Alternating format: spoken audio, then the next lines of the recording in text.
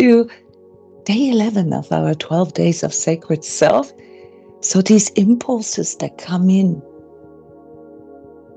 on these holy nights, these 12 days of Christmas, they occur every year. So you can maybe form a new tradition and really tune into these energies of the coming year, the 12 days leading up to it. At the end of the day, as we are exploring now basically the highest power in our cosmos, in our universe, the source of all existence, you will notice that all places are here and all times are now. You can do these contemplations, considerations, tuning in, aligning, harmonizing at any time.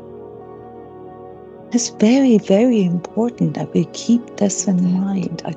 Consciousness does not depend on time or space. It's a power that's way beyond matter, way beyond the 3D. It is the power that brings 3D into existence.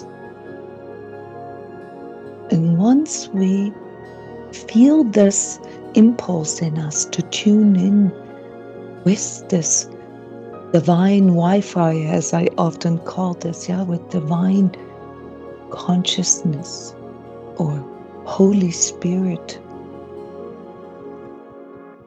you will find in your own inner experience that this is always on. It's always going on. The impulse to balance, the impulse to harmonize, the impulse to become more conscious, the impulse to bring more love into your life is constant. And that is because you are fundamentally one with divine consciousness. You're on your way to fully embody it. My name is Jona Bryndis, by the way. I'm an energy coach, healer, therapist, and trainer of other energy healers. And these last 11 days, we've walked through these different spiritual hierarchies and familiarized ourselves with, something that we could call the divine plan of it all. We learned the differences or the nuances of divine order, karma, like masculine and feminine energies, how all this plays into our journey as we go through our 3D material embodiment. So we did not bring ourselves into 3D existence. All right, but somehow we are here, as this physical body in this 3D reality, bound to time and space. And yet we can simultaneously connect with the timeless, with the spaceless, with the eternal. And there are obviously various methods of becoming more aware to or about this, what this feels like, how we can sense this connection, how we can commune with this divine consciousness. But at the end of the day, we'll come to a place where we realize that it's just really one simple switch in us that can change everything. Do you guys know what this switch is? Obviously, I'm referring to something in our consciousness. It's an insight. But do you know, in your experience, what brings in the the biggest transformation in a person's life? What is the big framework that changes? And how you see the world, how you see yourself, and how you see your interaction with others and the world. What's the biggest switch? Does anybody remember? I know you guys have been diligently working on, tuning into this and, making efforts to bring this into your 3D life. But do you remember what was the biggest sort of aha for you? The biggest shift in consciousness, as we call this. Does anybody want to share? So Linda's sharing, the biggest shift in consciousness for her was to realize that there's something like an ego, and that the ego isn't who she wants to be, that the ego kind of has to move into the back seat of this sort of vehicle on our journey. That's a good insight.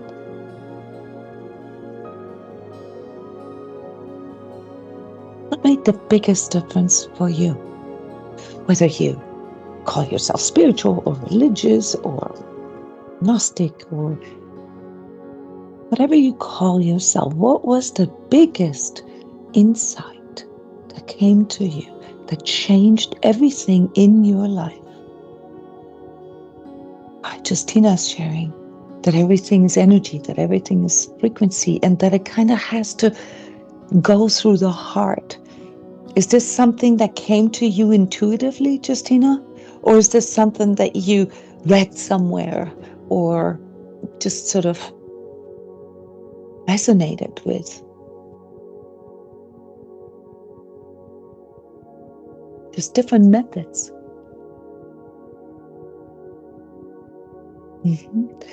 Yeah, Abby's sharing, understanding the role of the ego.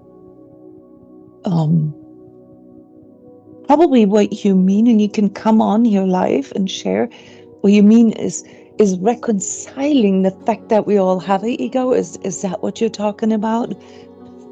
Understanding that the ego has to be there and that it has a purpose? I don't want to put words into your mouth. Hi, Jona. Yeah, I think firstly, it was actually understanding that I have an ego, and that's actually different from who I truly am. And then once I'd acknowledged that was kind of a different part of me, then I could start working with it. Then I could do what you just said, like understand how it can help or hinder and everything that goes along with that. Yeah, that there are different parts in us, right? Yes. It's until we come to this place where we realize that there's a lot of sort of automatic stuff going on inside of us that we are not really fully aware of. We might want to investigate that. Now, there will always be things, just due to the nature of our 3D mind, that we are not fully aware of. It doesn't need to scare us. And once we have a good grip on how our consciousness works, as opposed to how our ego works, the paradigm shift that I talked about here the last couple of days, once we see the world through these different eyes, that come in with the paradigm of our consciousness rather than the paradigm of the ego. Is anybody here able to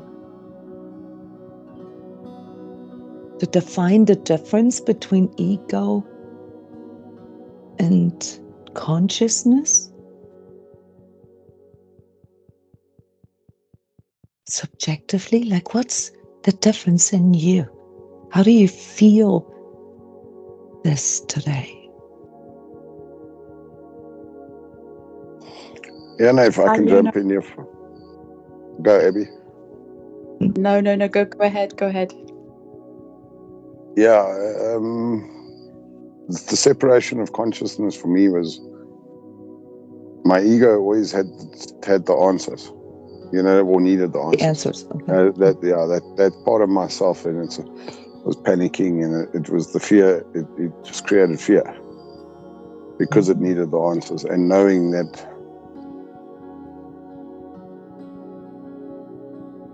giving it time to be what it was, and then allowing the space to take place, not acting on the ego. Okay, you know what I mean? Yeah. Still staying in the heart, seeing the ego, seeing that part of yourself, but being able to hold it in not getting the controls of reality. So when you're in your consciousness rather than your ego, and we can also call it ego consciousness and more something like spiritual or soul or divine consciousness, the world does not appear as fearful as it appears for the ego. Is that what you're saying? Yeah, the ego doesn't feel that fear and that pressure for me. You know what I mean? It's actually, by taking away that responsibility from it, it actually gets a chance to also relax into being not in fear and panic, and actually being expansive. You know what I mean? Its default doesn't become, survival. Its default starting to become, are you sure, and curious, as part of the heart. The amalgamation, being able to sit as being a partner to the heart rather than the driver of my humanity. So it's this sort of giving space aspect, right? And this sort of trusting aspect as well, right? Correct. Having to trust into it. Yeah. And trusting my own ego, actually. In a Is weird the way. ego always wrong? No, not at all. But there's a perception that I think it has a filter of the separation of, but it's the filter of fear on the ego, not the filter of love on the ego. All right. You just came up with a really cool definition. Yeah? How to discern ego from consciousness. The one has the filter of fear, and the other one has the filter of love. Or you also called it expansiveness, so growth. Yeah, like allowing something to develop, allowing something to unfold. That's a very beautiful definition, by the way. Yeah, and can help big time when we get stuck in those places where we identify with our ego only. Yeah, Justina is sharing here that it needs reminding.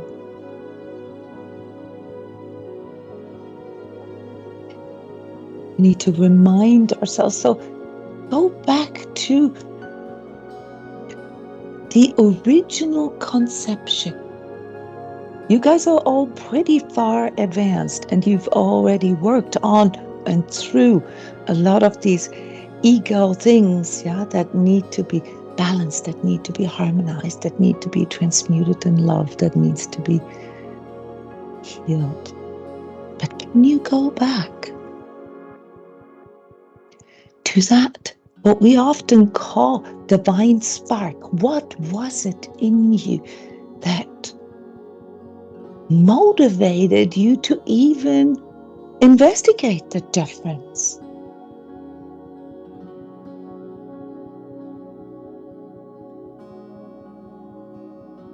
What made you come to this realization, or these realizations? How did you get there? All right, Justina's sharing pain. That's a very important recapitulation. Raise your hand if your pain, yes, or adversity or struggle in life, or, really sort of deep, dark night of the soul helped you to come to the realization that there is something higher in you. Raise your hand. Yeah, so pain seems to play quite a bit of a role in our spiritual initiation process. Now, are we talking about physical pain only? I suppose not. We talked about this in day 8 and day 7. It's the catharsis. There's something in our life that happens, and this can be anything like losing a job, or making a big mistake, or getting divorced, or, I don't know, losing money, having to leave your home, things like that. So anything that creates lots of struggle, for our ego, that creates this sort of nuclear apocalypse for the ego, where the ego clearly can't handle what is going on. And it is exactly in those moments that we can receive the spark. And I'm talking about the first couple times in life. Who of you, like me, had to go several rounds of the same pain to finally being willing to maybe explore if there's something else than my ego. Yeah, guys, this karma, and that's normal, and this is something that we should never judge ourselves for. As you know, I work with children, and it's one of those things that are as clear as day. Kids need repetition. Now, obviously, there's some of the real traumatic kind of experiences that can be too much for us, and they can throw us backward a little bit. They can, create damage to a degree that it slows everything down. It slows our natural development down. But if it's moderate adversity, and consciously lived through, not just in this externalized way, how the ego likes to see life. The ego likes to see, or prefers to see, life as something that is happening to you, something that comes to you from the outside.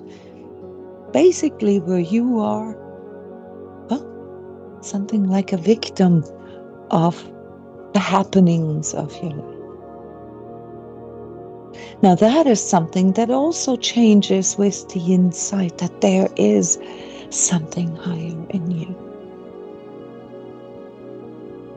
The biggest step that we can make on our journey here as humans is, the biggest step toward growth is realizing that it's only the physical part of us that is bound to 3D. And that we are actually a spiritual being, a spiritual force that comes into the material and leaves it at some point. So the biggest shift in our consciousness is when we realize that there is more than just our ego reality. You guys all nailed it. Our ego reality is preoccupied, is filtered, avoids pain, doesn't want to deal with things that it can't control.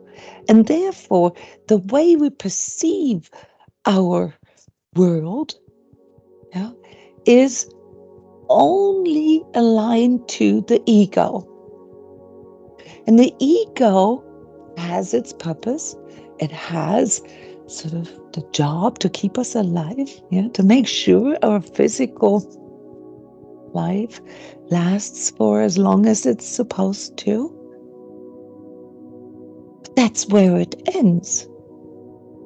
How long does the ego last? What's the shelf life of your ego?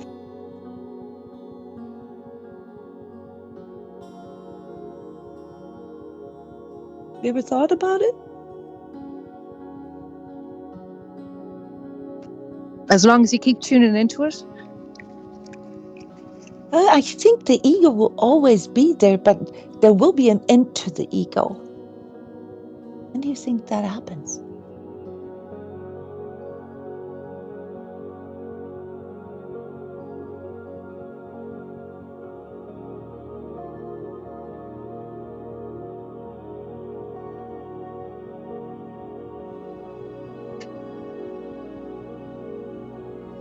Your soul self and your ego are not the same.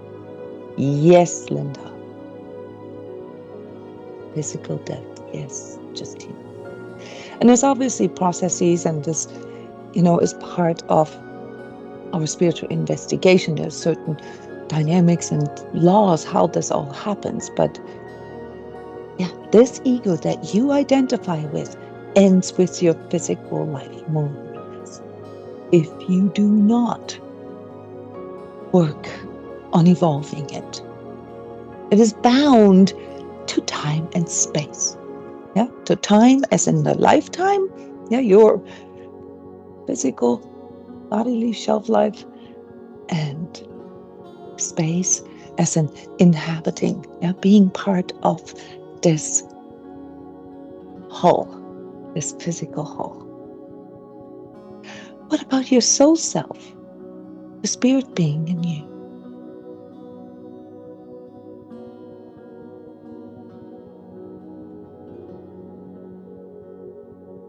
Do you think that dies when you die? Yeah, exactly, Linda. Something like eternal. It's at least not bound to space and time. So with this awareness,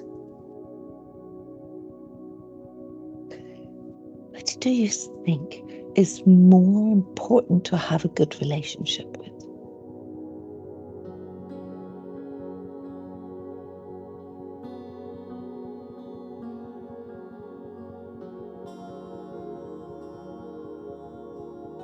This is the biggest realization that we can have, is that we are spirit beings that come here into 3D, and we must have come from somewhere, and that we leave this physical plane when we die. And with it, the ego part that is bound to the physical existence. Now, there are some aspects, some information from our ego that gets recorded in our spiritual rep sheet, if you will. This has to do with our learning. This has to do with our karma. And there is a transformation process that a person can go through, which, as I was guiding you through these different spiritual hierarchies, these spiritual powers in the cosmos, that eventually all of us have to fully internalize. So there's a transformation of our ego that can occur. And when that occurs in a person, we call this divine consciousness. We call this higher consciousness. When a person becomes aware of the fact that they are fundamentally, first and foremost, a spirit being, their attachment to their ego gets lesser and lesser and lesser. And they start to harmonize with their higher consciousness. That's basically when you plug into divine Wi-Fi, you realize that you are part of this divine Wi-Fi. Yeah, and that your job is to further refine this, to further, well, basically evolve yourself, yeah, to internalize these universal powers in you. And I've guided you starting with the human existence, which is basically the ego awareness, through these 9 other hierarchies, yeah, all the way to the seraphim yesterday, yeah, that are responsible for us to feel this divine love. All right. And these are spiritual powers, these are spiritual cycles that we all go through, that we've already gone through. This is the complicated part. Yeah, just in the opposite way. We, as the divine consciousness, or the divine consciousness in us, has gradually descended into this most physical, dense, material form. And when you arrive in humanhood, all right, that's when this reverses and you begin to etherize, you begin to spiritualize yourself back out. Why would the divine create such a complex, difficult journey for all beings? Has anybody ever asked that question? Why? Not why me, or why do I have to go through this? No, we all have to go through the same. We just go through it at different stages, different times, different places. But there's nothing really different about your journey than mine. Maybe there's different timeline, different, it can be offset. But at the end of the day, we all came from the same place, the source of all existence, and we'll all go back to it. So what is the purpose? Why would God, or the divine, or the source, or whatever celestial power you put into this place of higher power, go through this ordeal?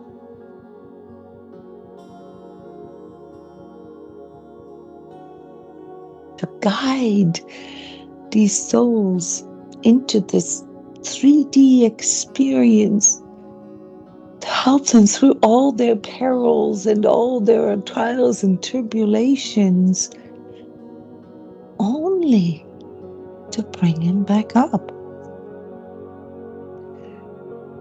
I like that, Justina. Divine loves to love and create. That's a beautiful guess.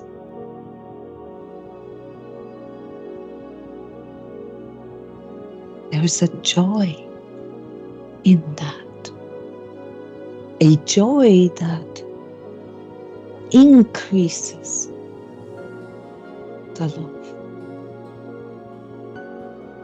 To live and love our life in the consciousness of this divine love is what it's all about. Now, we can sit here for years and contemplate, and share and compare. We won't be able to do this, but what we can do is just set one thing straight in us. And that is that we are not limited to the material. The material, as a matter of fact, is a huge burden for us. And I know many of you can experience this. And yet, it has a purpose. The purpose is for you to learn how to transmute it. For you to harness this power. And I've called this time that we're in, the era of forming our consciousness soul. So you go deeper and deeper into the density of materialism, of materialistic humanhood. We're at the peak of this right now. Yeah, where human life is defined as an electrical impulse. Yeah, and through AI and all this technological augmentation, we are being made believe that if we can just sort of exchange all the parts in us, we can, live longer. We can maybe outsmart physicality. This is also where these new space religions come in, yeah, or these techno religions that you're going to see here in these following years. Yeah. So this is a form of darkness that comes in that tries to distract us and mislead us from this organic divine path, namely to transmute the physical, but not through physical, through the spiritual. So there are some videos here on my YouTube channel. You can type in the keywords etherization, yeah, our spiritual journey, yeah, spiritual initiation. Those are all keywords to help you to understand what this awakening is even about. This is not just something that comes in from the ether and then you are enlightened and that's it. No.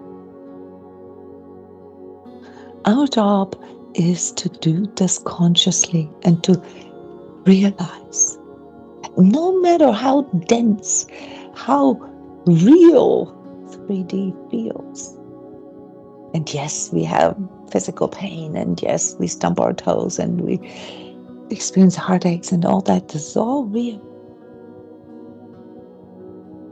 That there is a higher being in us, yeah, that just goes through it, like a tape.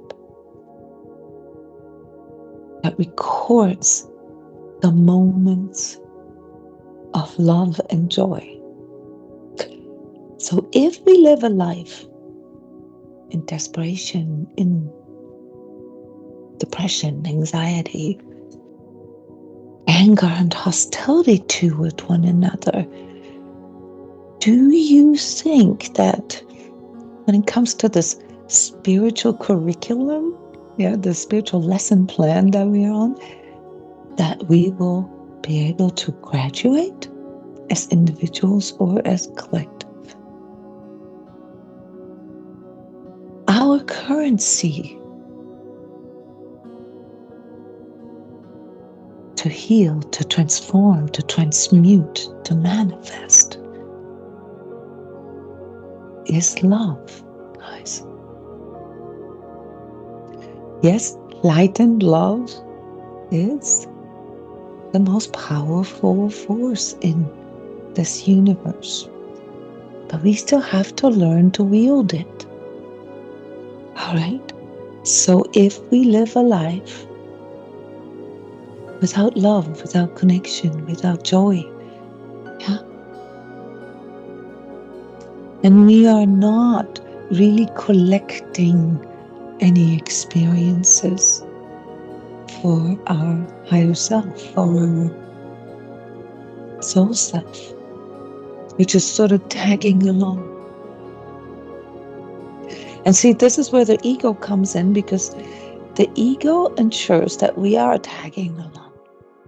But there also is the divine spark, the impulse, the spiritual impulse in us.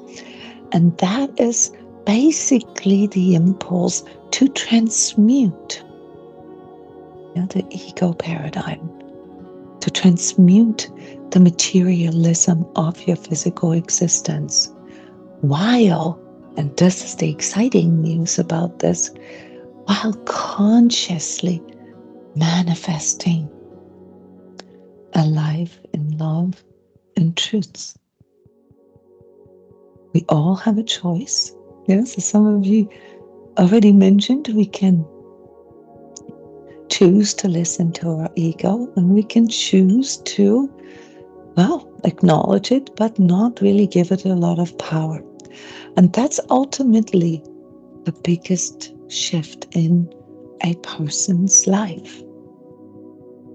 To learn how to harmonize with the ego and the darkness that comes in through, these lower, these material, these dense aspects of ourselves. So the higher learning then is that you recognize that dark forces also have their purpose.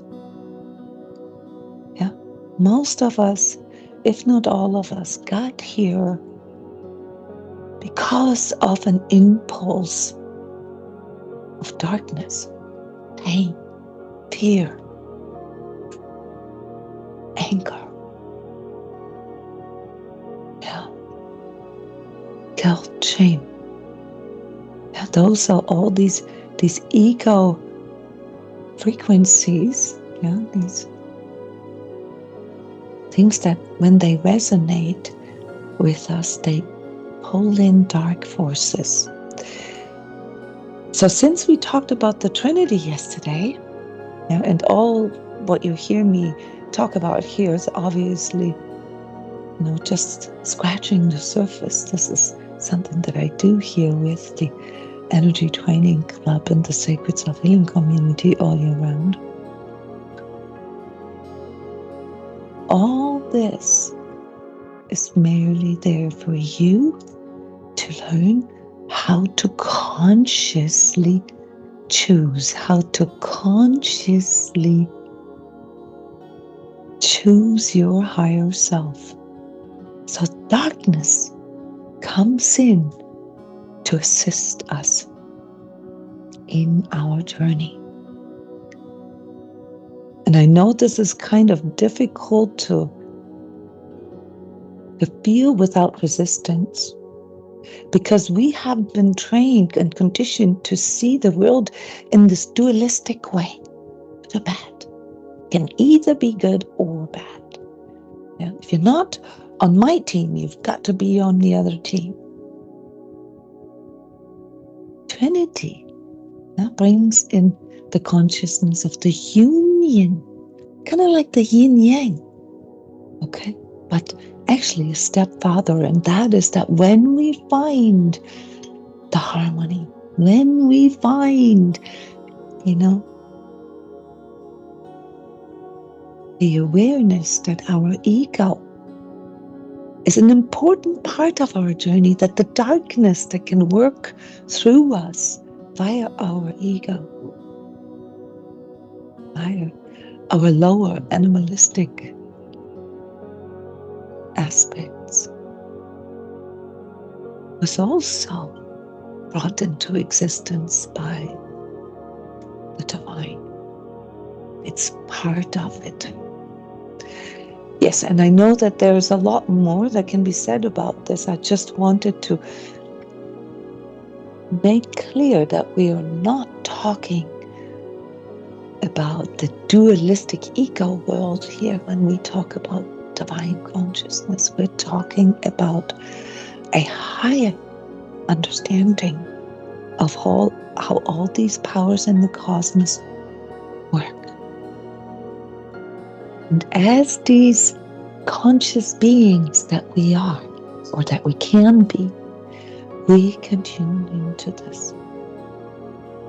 And I think it was Justina, you mentioned here in the beginning that a big shift came about in your life when you learned how to breathe through your heart. This is something that I recommend to all of you as well. There's videos on I Am breathing. It's a very simple breathing technique that allows you to clear out all your mental energies, clear out all your emotional energies, and learn how to pull this into your heart. And through that, slowly and gradually increase your capacity to love. For most of us, the problem with this spiritual consciousness is not that we don't understand it, it's that we don't know how to apply it, how to bring it into this world. Yeah, mostly because all we see is darkness everywhere. So we feel like the idiot, right? When we come in and say, oh yeah, love and light is going to heal it all. There is too much of a gap there. First, we have to unify this within. First, we have to see it, yeah, with the same eyes the divine sees it. Yeah, we have to recognize that people who are in their lower selves and who are acting on their egos, on their darkness, perhaps even, are confused. Yeah, they cannot feel this yet. And all they really want is love. Even the dark wants the light and the warmth of love. And then you begin to understand that it's really just a matter of capacity. Because the ego wants the shortcut. The ego wants the lottery win. It doesn't want to work for it. It doesn't want to go through any kind of pain. It just wants to have it. And therefore, the ego paradigm is mainly reduced to getting, having, and owning. Yeah, power and control. But in the spiritual conscious world, or for the world for the spiritually conscious person, it's different. It's no longer black and white. You have to apply discernment. Just because something is real doesn't mean it's true. So everything you experience is real, guys. Your ego perceives things as real. But just because it's real doesn't mean it's true. So we need to understand that there is, I guess, a higher version of truth. And that is not linked to desires, pleasures, avoidance, or, trying to get something from somebody else. Yeah, that's the problem with darkness. Darkness experiences scarcity within and tries to get it from somewhere else. The light, the divine consciousness in you, knows how to increase the capacity of love, knows how to increase love. Therefore, it doesn't need to get it from somewhere else. It can create it on its own. We all, when we are tuned into divine consciousness, can create, can form the sun within us. We are the same as divine consciousness, just in a sort of tiny little kindergarten version. We have the capacity to do this. But in order for us to fully figure this out, how to translate this, how to embody this, we need to learn how to internalize this experience of divine consciousness within ourselves. And that's what we're here for. Let's tune into this here for a few minutes and then share. Comes forward when we dial into this higher spiritual frequency within ourselves.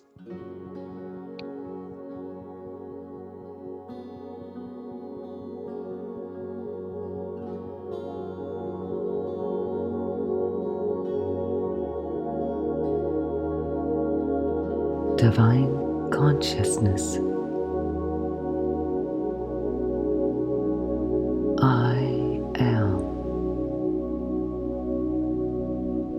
I am awake.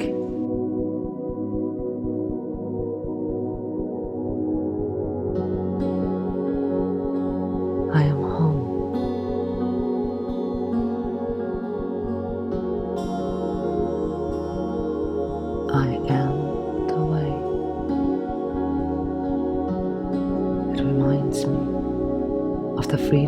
choose what I am aligning myself to.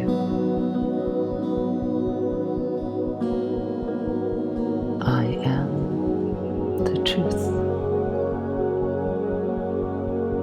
It reminds me that there is a light in me that prompts me to feel and express truth.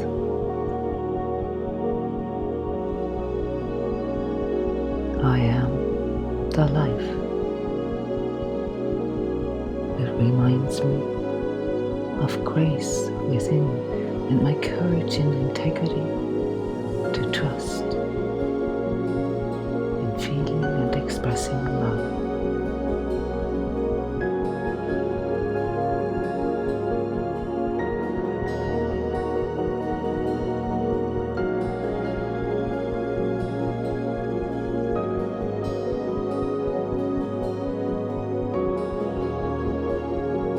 This is my choice.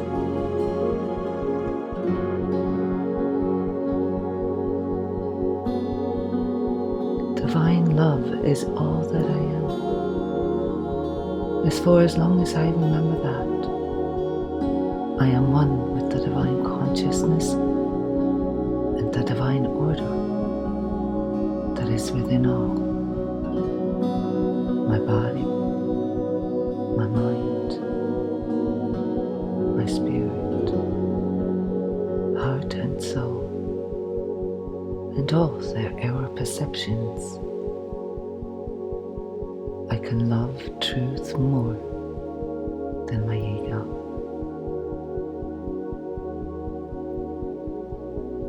With every breath in, I choose to allow the sacredness of the Divine Trinity within. And with every breath out, I choose to let go and clear all thoughts, emotions, sensations, and sentiments that do not serve to empower me to be me.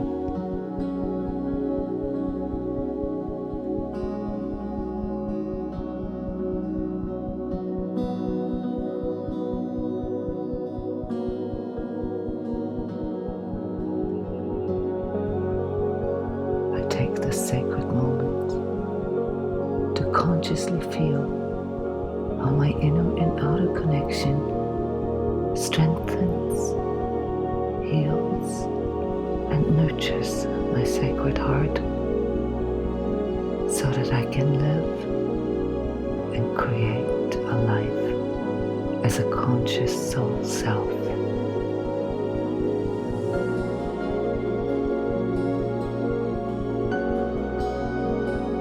I love the light.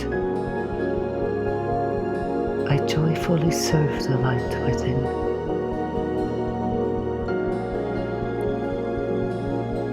And I devote my heart to become a beacon of divine light shining forth in this world. And my sacred self to be the keeper of this flame.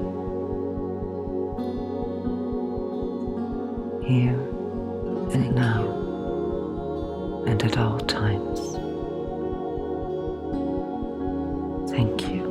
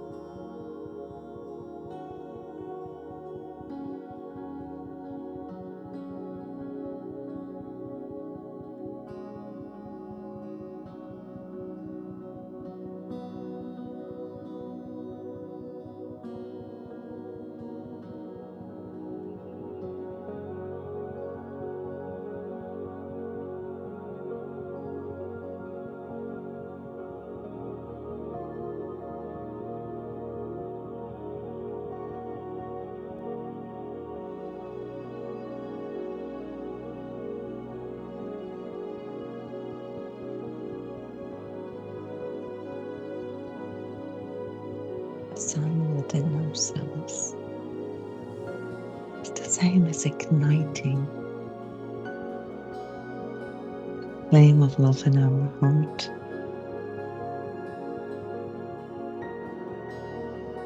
And to allow our sacred heart to be the keeper of that.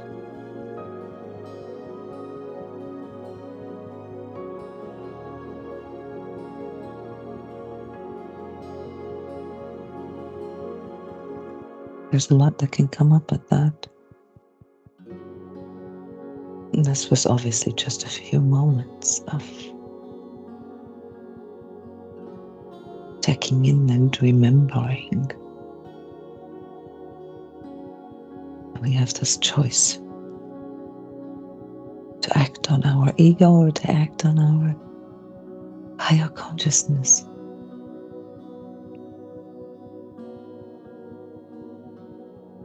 To balance, to harmonize, to transmute, and to heal. There are a lot of things that are coming at us in this next year, guys. I'll talk a little bit about this in the energetic tune-up tomorrow, 3 p.m. It's not too late to sign up for that. That's a paid session. And a lot of choices that we're going to have to make in that way. Many, many opportunities to show to ourselves what it is that we are standing for, what it is that we are choosing. Now, I mentioned that these days are associated with the energies of the months of the next year. So the 11th day would be the 11th month. It's November. What came in for you when you tuned into this alignment? Who likes to share? Jona, this is Emer. I'm actually, I've been out walking with a very awake friend of mine and a dog for this, and it was just a really special experience. At one point, I looked behind me, and my friend looked behind her a minute later, and she said, "I feel like there's somebody behind us, but it feels really good, very, very powerful." And I just keep seeing lights everywhere we're walking, even though it's dark. So it just today felt very powerful. It's you tuning into this on a regular basis, right? That's what makes it more and more powerful. Mm-hmm. And also the communion with a friend. Yeah. Sharing those experiences is magnifies them. Yeah. Thank you. So community, this is what I'm reading from what you're sharing, Ima. To consciously experience things together. Yeah. Yeah. This is a way to embody our higher consciousness, because our higher consciousness, the divine consciousness, the Holy Spirit that stands behind this, knows this. That stands behind it. Yeah. Mm-hmm. Yeah. Yeah. We never know.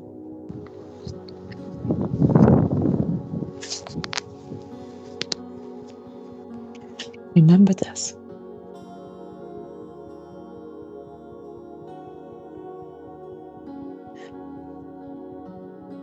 Any other experiences? And this doesn't really just have to be limited to the alignment here, but things that are coming in today for you. Insights, energies, experiences.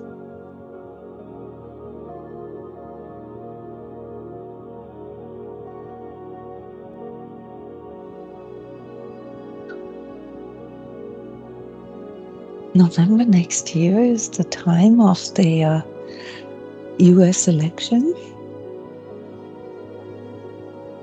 And at least here, for those here in the Northern American continent, that's going to be a very turbulent time.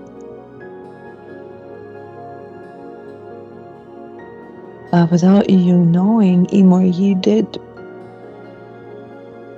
tap into something, and that is, the way we will be able to master all these challenges that are coming in next year, and that is together.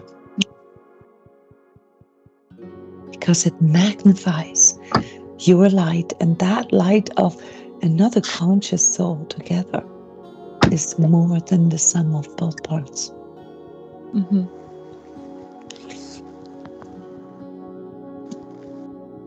And I can feel that this is coming in with a very humbling feeling.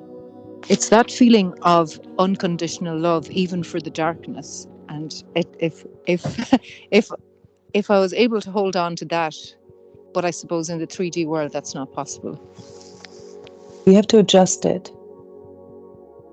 It's important to understand it. Yeah. And then you can lean back and don't need to be afraid. You can just look at it and say, okay, at least I know what kind of darkness I'm dealing with. At least I know that this person is in their ego. At least I am not misled or deluded. It allows us to discern. And with it, also to find out how to transmute it, how to find the antidote, how to heal it. Most of the darkness coming in here in these next years is going to have to do with materialism, with the limitation of seeing ourselves as material beings only. You see? You knowing this is enough for you to remember. Yeah, let's say, when you go through a challenging time, to remember what all this is truly about and how to do it. There was a joke here about individualism. Everybody wants to have their own bread maker, or their own foot massage machine. Okay? But the future, goes away from this again. We no longer feel the need to have everything on our own. We can also share our resources. We can also share our light. And in energy healing, the high art of energy healing is actually how to heal, or how to help heal, how to bring Christ consciousness in for the dark. If you're interested in learning things like that, you might want to check out the new energy healer and practitioner training that starts here in January, in a few weeks. Tomorrow, on our last day, we're going to talk about this Christ consciousness and how that relates to divine consciousness and what comes in for us if we hold this in our awareness for the future. Right, everyone. Thank you so much for cutting out this time to be here today and to share your wisdom with us. I'm wishing all of you a wonderful transition into this new year, into this new spiritual awareness. Okay? And I see you again tomorrow, when pretty much everybody has gone through this transition, and to talk about future awareness. Otherwise, stay conscious.